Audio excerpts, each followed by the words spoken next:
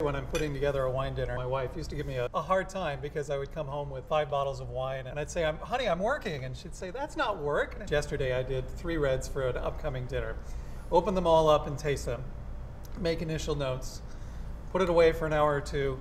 Taste it again. Put it away overnight. Taste it the next day, taste it the next day, taste it the next day. You find out a lot about a wine as it starts to fall apart a little bit, and this is one that actually doesn't for quite a long time. I sometimes wonder if I get caught on myself and go, gosh, you know, there's just too many freaking ingredients. The problem is they all have their own specific reason for being I think you're okay. That's your style. Stay with it. This is my caveat that works for using Cakebread, is it's because it has so many layers of flavor that I need to mimic that in the food, see? So I'm going to take the ribs and kind of stack them up so that one rib is pointing up. That way they will cook evenly in the oven. I'm going to cover it with foil and put it in the oven.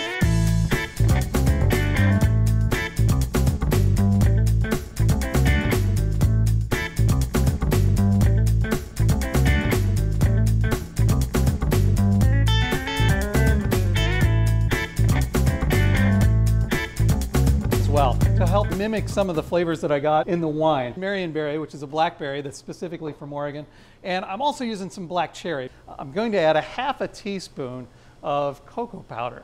Because again, as I was tasting the wine, I got kind of that nice bitter chocolatey underlying tone. So you probably won't really taste the cocoa in the finished sauce, but it kind of gives you a lingering sensation on the sides of the tongue that'll mimic what you get in the wine as well.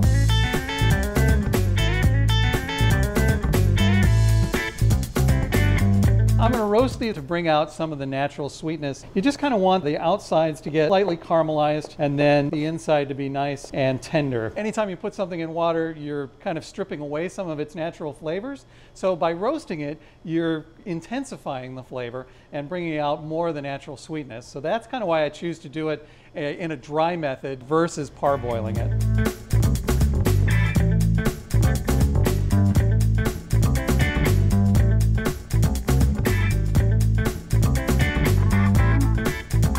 This is actually a recipe that's going to need a little bit of pre-planning, because if you want to let the sauce sit overnight to really allow the flavors to come together, you're going to need to have the pork juice to make the sauce, and which means you'll need to cook the ribs before you have the pork juice. You'll either have to do the pork ribs early in the day and then make your sauce and then serve them the next day to allow it to sit overnight, or you can cook the ribs 2 days before and then you'll have the juice for the sauce. So once you've strained it out, you'll also want to add a little bit of fresh lemon juice to this as well. It'll help kind of pull the acidity back up and make the flavors really sing. As the ribs cook, the meat will start pulling away from the bone. If your finger goes through it, you're definitely good to go. So why do you use 2 kinds of wood? Mesquite gives that really, really strong flavor, and the oak kind of helps temper it. I think mesquite is just too strong on its own. The oak also burns longer and a little bit higher temperature, so it actually extends the life of the wood a little bit and gives it a little bit of extra complexity as well, because oak has its own flavor, as you know. It just gives it another different dimension. Since the ribs are fully cooked, all we need to do now is just reheat them. Hit it one more time with the sauce. Let's get a little corn to garnish. I'm going to garnish the potato with some celery leaves and some nice pickled onions, and there we go. I think we should dig in. All right, let's do it. Big black cherry. That's a characteristic of all of our Rutherford vineyards. I kept trying to figure out how I could add something that would add that kind of underlying bitter chocolate flavor, that little bit of cocoa, not even as a flavor, but just almost as a whisper or a hint. There's lots of dishes that when you look at the number of ingredients, you wonder if you can skip on some of them. Try these, make these at home, and you'll decide that, yeah, it's worth it. You can taste a lot of the components. What I think of the earth and the terroir of Rutherford, that's where the mushrooms kind of came in, was to play off the earthiness of that.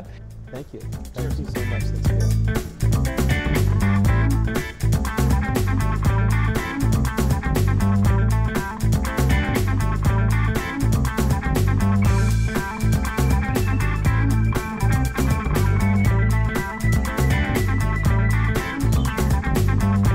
Ribs are kind of a family tradition. It's actually what started me cooking.